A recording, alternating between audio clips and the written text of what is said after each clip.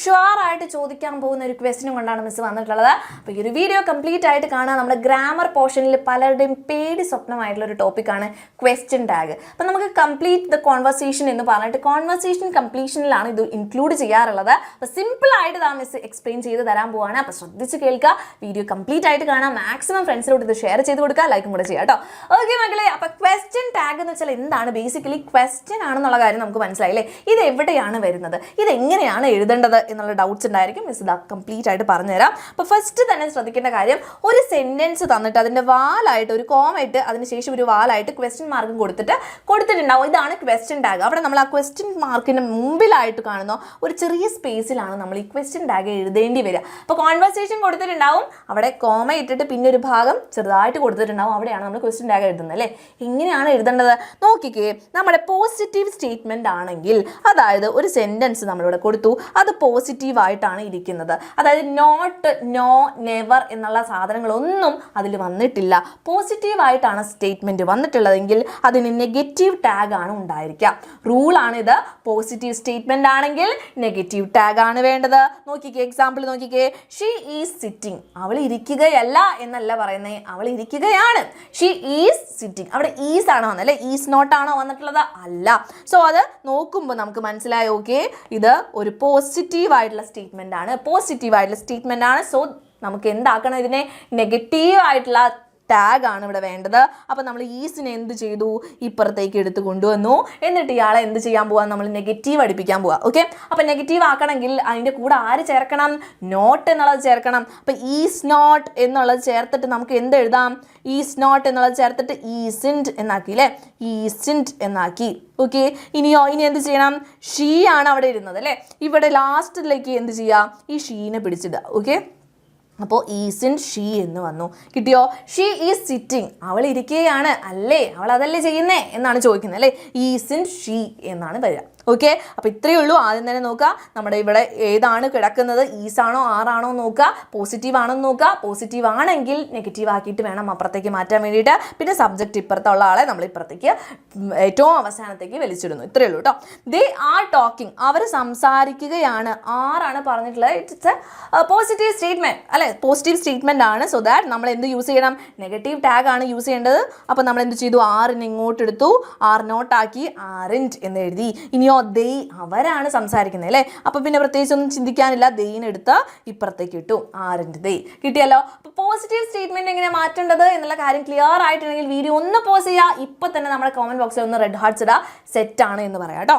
Okay, അടുത്തത് negative statement വരുവാണെങ്കിൽ, negative statement എന്ന് പറയുമ്പോൾ നോട്ട് വെച്ചിട്ട് വരുന്നത് അല്ലേ, നോട്ട് നെവറൊക്കെ വെച്ച് വരുന്നതാണ്. അപ്പോൾ അതിന് നമ്മൾ എന്താണ് ചേർക്കേണ്ടത്? പോസിറ്റീവ് ടാഗ് ആണ് വേണ്ടത്. മനസ്സിലായോ? പോസിറ്റീവ് ടാഗ് ആണ് വേണ്ടത്. She is not sitting. അവൾ ഇരിക്കുകയല്ല. നേരത്തെ ഇരിക്കുകയായിരുന്നു അല്ലേ, ഇപ്പം എന്താണ്? ഇരിക്കുകയല്ല, ഈസ് നോട്ട് എന്ന് പറഞ്ഞു. അപ്പോൾ നമ്മൾ എന്ത് യൂസ് ചെയ്യണം? പോസിറ്റീവ് ആയിട്ടുള്ള ടാഗ് ആണ് അവിടെ യൂസ് ചെയ്യേണ്ടത്. സോ നോട്ട് നമുക്ക് ഒഴിവാക്കിയിട്ട് ഈസിനെ മാത്രം ഇപ്പുറത്തേക്ക് എടുത്ത് എഴുതി.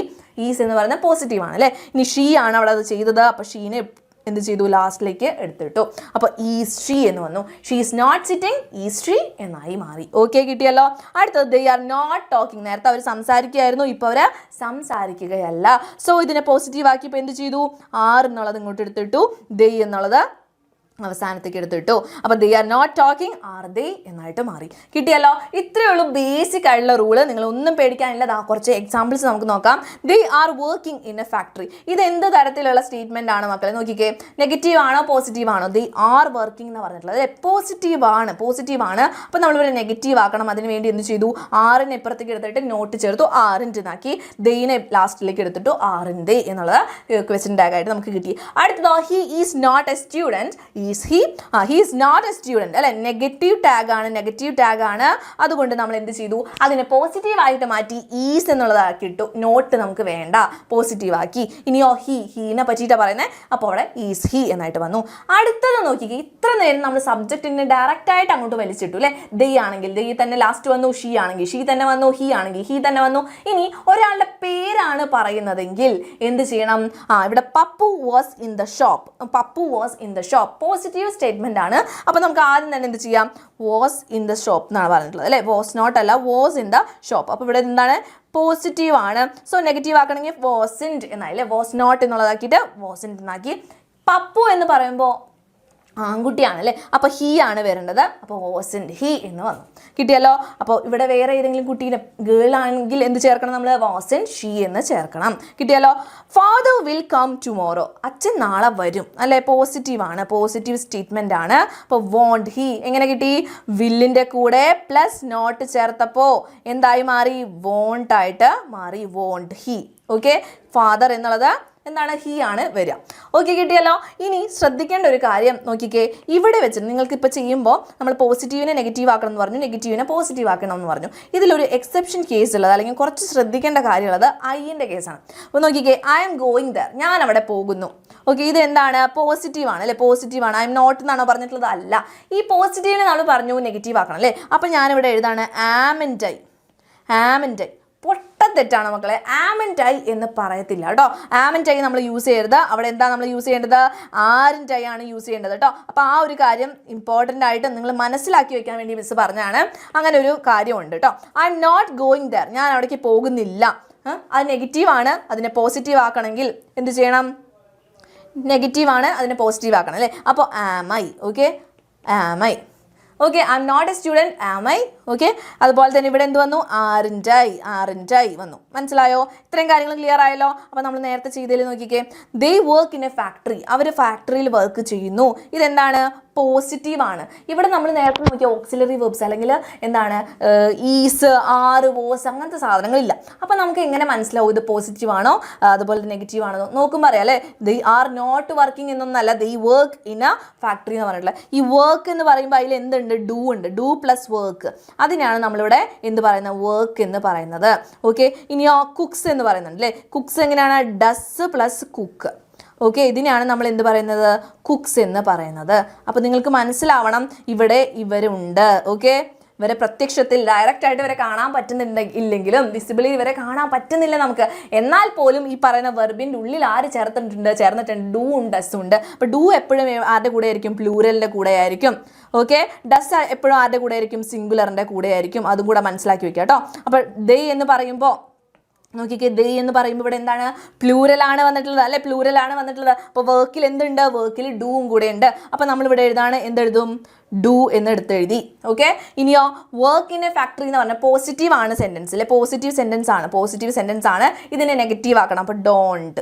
Okay, don't. ഇനി ദേനെ ഇപ്പുറത്തേക്ക് എടുത്തിട്ടാൽ മതി അല്ലേ, ഡോണ്ട് ദേ. അപ്പോൾ എങ്ങനെയാണ് ഡൂ കിട്ടിയെന്ന് മനസ്സിലായില്ലേ?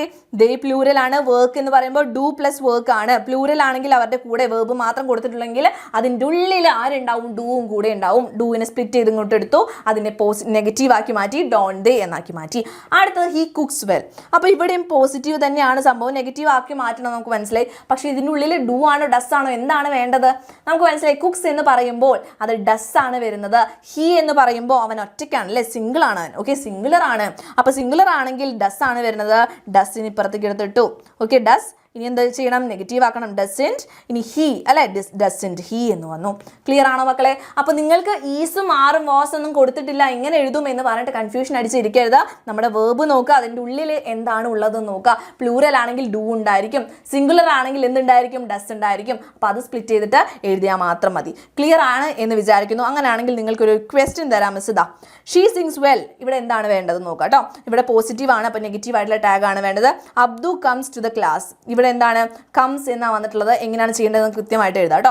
ദേ run after the car. Okay, ഇതൊക്കെ പോസിറ്റീവ് സെൻറ്റൻസ് ആണ്. അപ്പോൾ നിങ്ങൾ നെഗറ്റീവായിട്ട് ക്വസ്റ്റ്യൻ ടാഗ് എന്ത് വരും എന്നുള്ള കാര്യം നമ്മുടെ വീഡിയോൻ്റെ താഴെ കമൻറ്റ് ബോക്സിൽ കമൻറ്റ് ചെയ്യുക. അപ്പോൾ ഇത് പഠിച്ചു കഴിഞ്ഞു, സെറ്റായിട്ടുണ്ട് എൻ്റെ കുട്ടികൾക്ക് എന്ന് വെച്ചാൽ അതും കൂടെ നമ്മുടെ കമൻറ്റ് ബോക്സിൽ പറയാം. ഇനിയും യൂസ്ഫുൾ ആയിട്ടുള്ള വീഡിയോസുമായിട്ട് കാണാം. അപ്പോൾ അതിന് മുമ്പായിട്ട് ചാനൽ ഒന്ന് സബ്സ്ക്രൈബ് ചെയ്ത് വയ്ക്കുക. നമ്മുടെ വീഡിയോസ് വരുന്നുണ്ടായിരിക്കും, ഷോർട്സ് ഉണ്ടായിരിക്കും, അതുപോലെ തന്നെ നമ്മുടെ മാരത്തോൺ ക്ലാസ്സുകൾ ഉണ്ടായിരിക്കും.